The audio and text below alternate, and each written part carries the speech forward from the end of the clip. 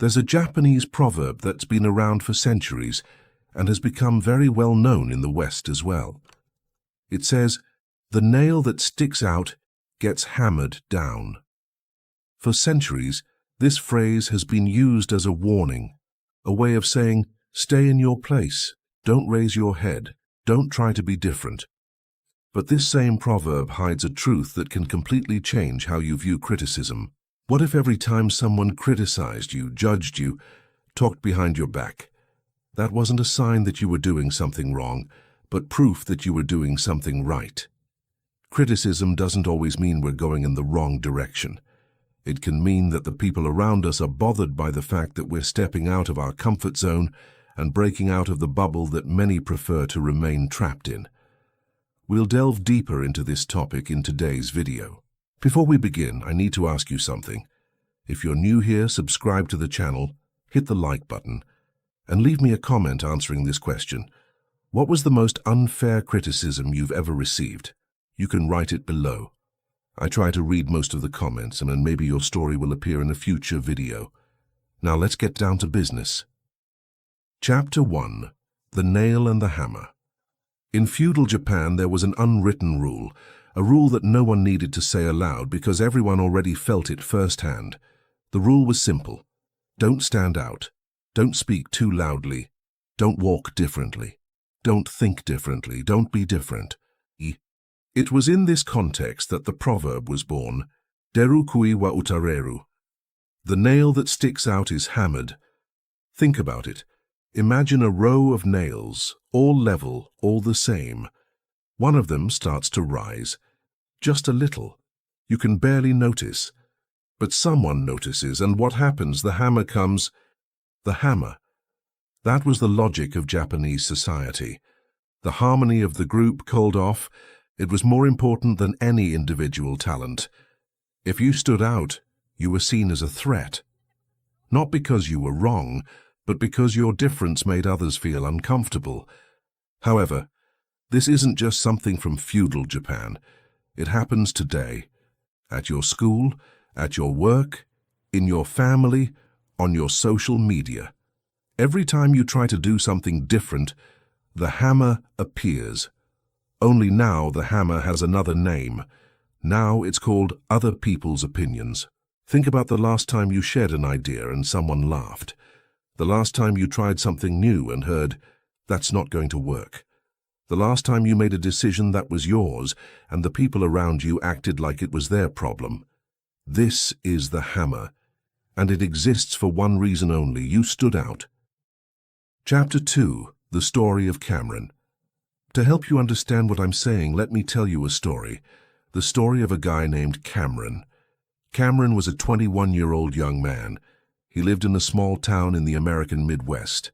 The kind of town where everyone knows everyone, where news travels faster than the wind, and where anyone who tries to do something different becomes the topic of conversation at everyone's dinner table.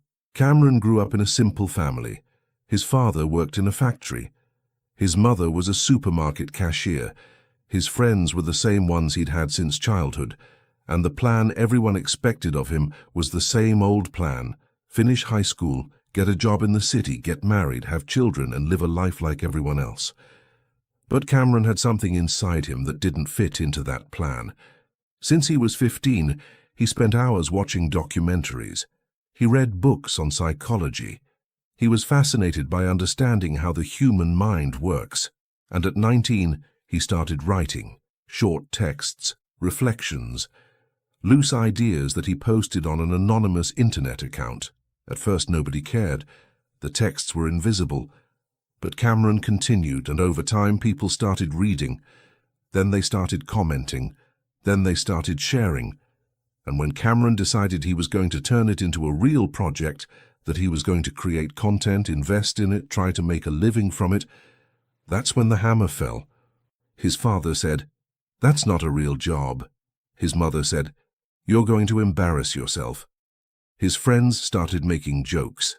One of them posted a screenshot of a text Cameron wrote in a group chat with the caption, "Look who's here, the philosopher." And then came the hardest moment. Cameron sat alone in his room, staring at his computer screen, and thought, maybe they're right. Maybe I should stop. If he had stopped there, this story wouldn't have been anything special. It would just be another person who gave up because the hammer hurt too much. But Cameron didn't stop. Chapter 3. The Invisible Weight of Other People's Opinions. Before continuing Cameron's story, I need to explain something to you, because what happened to him is not an exception. It's the rule. There is a psychological mechanism that operates almost automatically within any human group. Scientists call this social conformity, and the studies on it are frightening. In the 1950s, a psychologist named Solomon Asch conducted an experiment that became famous worldwide. He placed one person in a room with 7 others. He showed them 3 lines of different lengths and asked which one was the same as a reference line. The answer was obvious. Any child would have guessed correctly. But the other 7 people in the room were actors, and they all deliberately gave the wrong answer. What happened? In 75% of cases, the real person, the only one who wasn't an actor, agreed with the wrong answer. Not because they couldn't see the truth, but because the group pressure was too strong. Now think about this. If people lie about the length of a line just to avoid standing out from the group, imagine what they do when it comes to their own lives. How many people abandon dreams, silence opinions, hide talents, simply because the group around them doesn't approve? And here's the painful part. The people who criticize you the most aren't those above you. They're those on the same level, or below, because when you rise, you become a mirror, and the reflection others see isn't your success. It's their own failure, their own stagnation, their own cowardice in never having tried. Criticism, more often than not, isn't about you. It's about the person criticizing you. This is not just an opinion. The greatest thinkers in history already understood this dynamic. Marcus Aurelius, Emperor of Rome, and one of the great figures of Stoicism, wrote something that has transcended the centuries. He said that the best revenge against someone who wrongs you is simply not to become like that person. He ruled an entire empire, received criticism from all sides, faced betrayals, and yet he chose not to react with anger. Because he understood that the reaction to criticism says more about you than the criticism itself. Miyamoto Musashi, the greatest swordsman in Japanese history, experienced something similar. He won more than 60 duels. He never lost. And yet, he was despised by the samurai aristocracy. Why? Because he didn't follow the rules. He didn't dress as they expected. He didn't speak as they expected. He didn't live as they expected. And what did he do about it? He wrote a book, the Book of 5 Rings. And in that book he left an idea that sums it all up. Don't follow the path of others. Find your own. Musashi didn't try to convince anyone. He didn't try to justify himself. He simply continued being who he was. And time did the rest. And in modern psychology, researcher Brené Brown, after decades studying vulnerability and courage, reached a similar conclusion. She observed that the most resilient people are not those who avoid criticism. They are those who have learned to separate the pain of criticism from the content of the criticism. These people feel the pain because they are human, but they don't let that pain define their choices. There's also a little-known fact. A study conducted by researchers at Harvard University analyzed the trajectories of innovative leaders in different fields. It found that the intensity of resistance a person faces at the beginning of a project is directly related to the impact that project will have in the future. In other words, the more criticism you receive at the start, the greater the chance that you are doing something that matters. The hammer doesn't fall on just any nail. It falls on the one that sticks out. Chapter 4. Cameron's Turning Point. Now let's go back to Cameron's story. Remember, he was in his room thinking about giving up? Well, Cameron didn't give up, but he also didn't pretend the criticism didn't hurt. It hurt. Every mean comment, every joke, every disdainful look, it all weighed on him.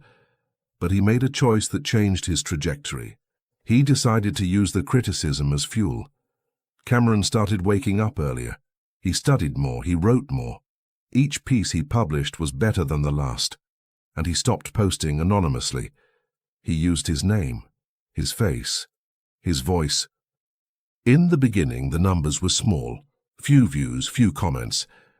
But Cameron wasn't looking at the numbers. He was looking at the process. He was focused on improving 1% each day. No rush, no shortcuts, no need for anyone's approval.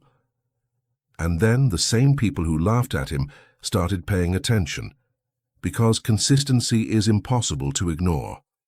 When someone continues, day after day, doing what they believe in, even without applause, even without support, the world around them begins to readjust.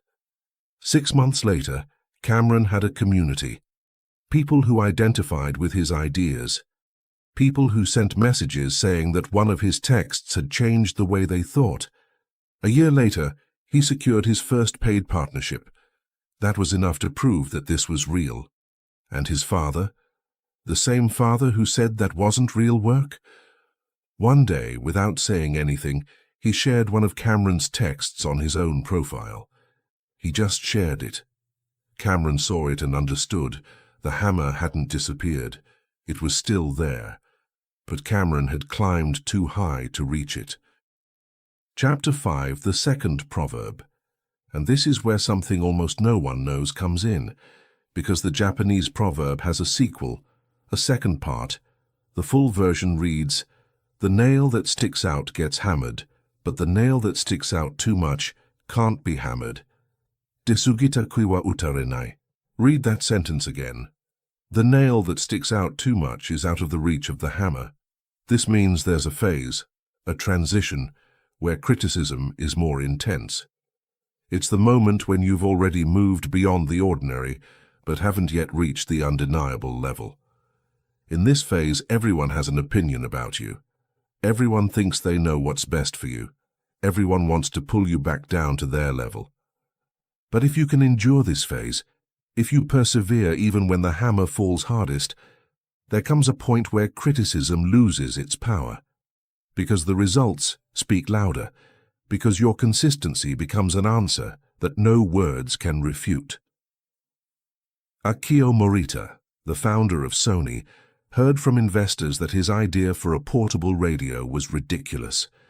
Soichiro Honda was rejected by Toyota before building his own company. Both were hammered. Both climbed too high to be reached.